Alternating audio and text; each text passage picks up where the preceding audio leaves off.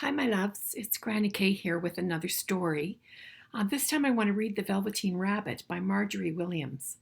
The Velveteen Rabbit is a story about how toys become real. Now, this book has a lot of writing in it and not as many pictures, so you might want to just cuddle up, maybe get a pillow, close your eyes and listen, or if you like to, you could get a sketchbook out and maybe you could make pictures of the Velveteen Rabbit. Now, here's a real rabbit. There's the Velveteen Rabbit. It's like a stuffy, but velveteen is a soft velvet-like material. So let's begin. There once was a Velveteen Rabbit. Look at, somebody got him in their stocking for Christmas. That's what it looks like to me anyway. And in the beginning, he was really splendid. He was fat and bunchy, as a rabbit should be. His coat was spotted brown and white. He had real thread whiskers, and his ears were lined with pink sateen. On Christmas morning, when he sat wedged in the top of the boy's stocking with a sprig of holly between his paws, the effect was charming. There were other things in the stocking, nuts and oranges and a toy engine and chocolate almonds and a clockwork mouse, but the rabbit was quite the best of all. For at least 2 hours the boy loved him, and then aunts and uncles came to dinner, and there was a great rustling of tissue paper and unwrapping of parcels, and in the excitement of looking at all the new presents, the Velveteen Rabbit was forgotten. It happens, doesn't it, with all the presents at Christmas time. For a long time he lived in the toy cupboard or on the nursery floor, and no one thought very much about him. He was naturally shy, and being only made of velveteen, some of the more expensive toys quite snubbed him. Do you know what that means? It means that they weren't very nice to him. They kind of ignored him. They thought they were better than him. The mechanical toys were very superior and looked down upon everyone else. They were full of modern ideas and pretended they were real. The model boat, who had lived through 2 seasons and lost most of his paint, caught the tone from them and never missed an opportunity of referring to his rigging in technical terms. The rabbit could not claim to be a model of anything, for he didn't know that real rabbits existed. He thought they were all stuffed with sawdust like himself, and he understood that the sawdust was quite out of date and should never be mentioned in modern circles. Oh, poor Velveteen Rabbit, he doesn't feel very good about himself, does he? Even Timothy, the jointed wooden lion, who was made by the disabled soldiers and should have had broader views, put on airs and pretended he was connected with government. Oh, he thinks he's quite important too. Between them all, the poor little rabbit was made to feel himself very insignificant and commonplace, and the only person who was kind to him at all was the skin horse. Here's a picture of the skin horse too. The skin horse had lived longer in the nursery than any of the others. He was so old that his brown coat was bald in patches and showed the seams underneath, and most of the hairs in his tail had been pulled out to string beads necklaces. He was wise, for he had seen a long succession of mechanical toys arrive to boast and swagger and by break their mainsprings and pass away, and he knew that they were only toys and would never turn into anything else. For nursery magic is very strange and wonderful, and only those playthings that are old and wise and experienced, like the skin horse, understand about it all. Oh, What do you think the Skin Horse is going to teach the Velveteen Rabbit? What is real? Asked the rabbit one day when they were lying side by side near the nursery fender before Nana came to tidy the room. Does it mean having things that buzz inside you and stick out handle? Real isn't how you are made, said the Skin Horse. It's a thing that happens to you.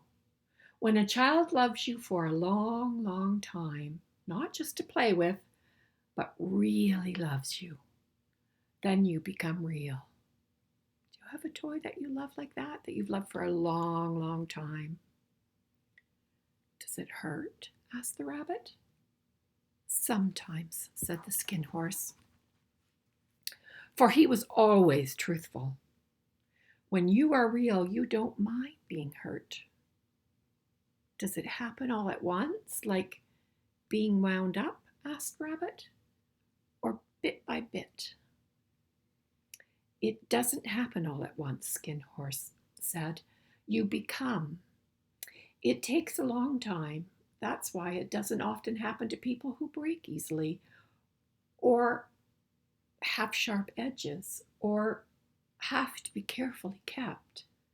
Generally, by the time you are real, your hair has been loved off and your eyes drop out and you get loose in the joints and very shabby.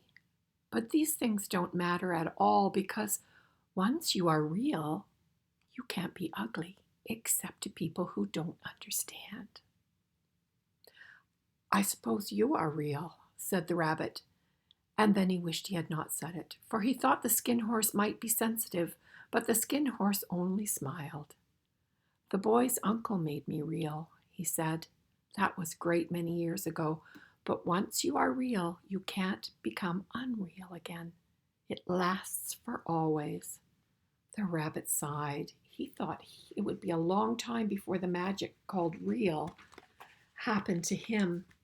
He longed to become real, to know what it felt like, and yet the idea of growing shabby and losing his eyes and whiskers was rather sad. He wished that he could become it without these uncomfortable things happening to him. There was a person called Nana who ruled the nursery. Sometimes she took no notice of the playthings lying about, and sometimes, for no reason whatsoever, she went swooping about like a great wind and hustled them all away into cupboards. She called this tidying up, and the playthings all hated it, especially the tin ones. The rabbit didn't mind it so much, for whenever he was thrown, he came down soft. One evening, when the boy was going to bed, he couldn't find the china dog that always slept with him. Nana was in a hurry, and it was too much trouble to hunt for china dogs at bedtime, so she simply looked about her, and seeing that the toy cupboard door stood open, she made a swoop. Here, she said, take your old bunny. He'll do to sleep with you. And she dragged the rabbit by one ear and put him into the boy's arms. Oh, do you think the boy's going to like to sleep with the rabbit? That night, and for many nights after, the Velveteen Rabbit slept in the boy's bed. Do you have a stuffy that sleeps with you? Is it a special one that you want every night? At first he found it rather uncomfortable, but the boy hugged him very tight, and sometimes he rolled over on him, and sometimes he pushed him so far under the pillow that the rabbit could scarcely breathe. And he missed, too, those long moonlight hours in the nursery when all the house was silent, and his talks with the Skin Horse. But very soon he grew to like it, for the boy used to talk to him and made nice tunnels for him under the bedclothes that he said were like the burrows that real rabbits lived in. And they had splendid games together in whispers when Nana had gone away to her supper and left the nightlight burning on the mantelpiece. And when the boy dropped off to sleep, the rabbit would snuggle down close under his little warm chin and dream with the boy's hands clasped close around him all night long. And so time went on, and the little rabbit was very happy.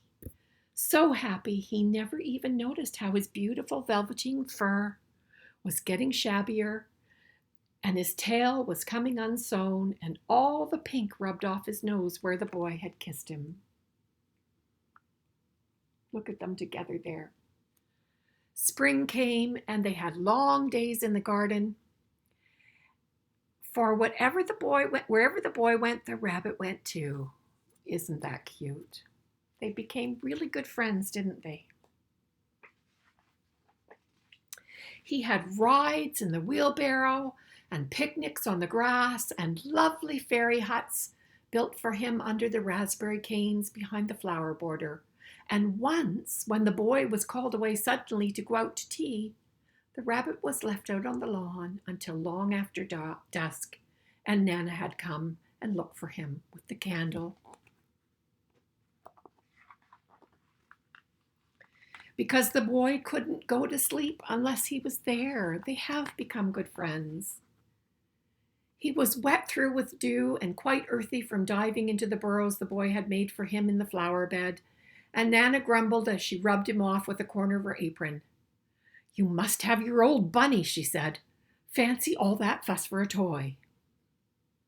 The boy sat up and stretched out his hands. "Give me my bunny," he said. "You mustn't say that. He isn't a toy. He's real." When the little rabbit heard that, he was happy, for he knew what the skin horse had said was true at last.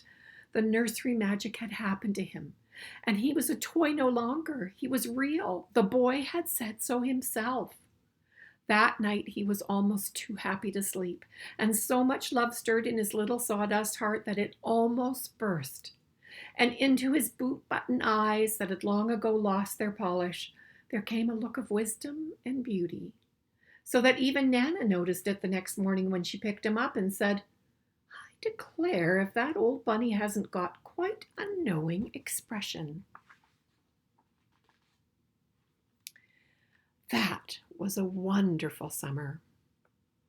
Near the house where they lived was a wood, and in the long June evenings the boy liked to go there after tea to play. He took the Velveteen Rabbit with him, and before he wandered off to pick flowers or play at brigands amongst the trees, he always made the rabbit a little nest somewhere among the bracken where he would be quite cozy, for he was a kind-hearted little boy, and he liked the rabbit and to be comforted. One evening, while the rabbit was lying there alone, watching the ants that ran to and fro between his velvet paws in the grass, he saw two strange beings creep out of the tall bracken near him. Ooh, what could they be? They were rabbits like himself, but quite furry and brand new. They must have been very well made, for their seams didn't show at all, and they changed shape in a queer way when they moved. One minute they were long and thin, and the next minute they were fat and bunchy, instead of always staying the same, like he did. Their feet patted softly on the ground, and they crept up close to him, twitching their noses, while the rabbit stared hard to see which side the clockwork struck out, for he knew that people who jump generally have something to wind them up. But he couldn't see it. They were evidently a new kind of rabbit altogether. We know what they are, though, don't we? They stared at him, and the little rabbit stared back, and all the time their noses twitched. Can you twitch like a rabbit? "Why don't you get up and play with us?" one of them asked. "I don't feel like it," said the rabbit, for he didn't want to explain that he had no clockwork. "Oh," said the furry rabbit, "it's as easy as anything," and he gave the big hop sideways and stood on his hind legs. "I don't believe you can," he said. "I can," said the little rabbit. "I can jump higher than anything." He meant when the boy threw him, but of course he didn't want to say so. "Can you hop on your hind legs?" asked the furry rabbit. That was a dreadful question, for the Velveteen Velvet had no hind legs at all. The back of him was all made in one piece, like a pincushion. He sat still in the bracken and hoped the other rabbits wouldn't notice. "I don't want to," he said again. But the wild rabbits have very sharp eyes, and this one stretched out his neck and looked. "He hasn't got any hind legs," he called out. "Fancy a rabbit without hind legs!" And he began to laugh. I have, cried the little rabbit. I have got hind legs. I'm sitting on them. Then stretch them out and show me like this, said the wild rabbit. And he began to whirl around and dance till the little rabbit got quite dizzy. I don't like dancing, he said. I'd rather sit still. But all the while he was longing to dance, for a funny new tickling feeling that ran through him, and he felt he would give anything in the world to be able to jump about like these rabbits did. Those strange rabbits stopped dancing and came quite close. He came so close this time that his long whiskers brushed the Velveteen Rabbit's ears, and then he wrinkled his nose suddenly and flattened his ears and jumped backwards. He doesn't smell right, he exclaimed. He isn't a rabbit at all. He isn't real. I am real, said the little rabbit. I am real. The boy said so, and he nearly began to cry. Just then there was a sound of footsteps, and the boy ran past near them, and with a stomp of his feet and a flash of white tails, the two strange rabbits disappeared. Come back and play with me, called the little rabbit. Oh, do come back. I know I am real. There was no answer. Only the little ants ran to and fro, and the bracken swayed gently. Where the two strangers had passed, the Velveteen Rabbit was all alone. Oh dear, he thought. Why did they run away like that? Why couldn't they stop and talk to me? For a long time he lay very still, watching the bracken and hoping that they would come back. But they never returned, and presently the sun sank lower, and little white moss fluttered out, and the boy came and carried him home. I'm going to stop there, and we'll finish it in the next video. I hope you're enjoying it. So remember, get your pillow ready or your sketchbook ready, and I'll be back soon.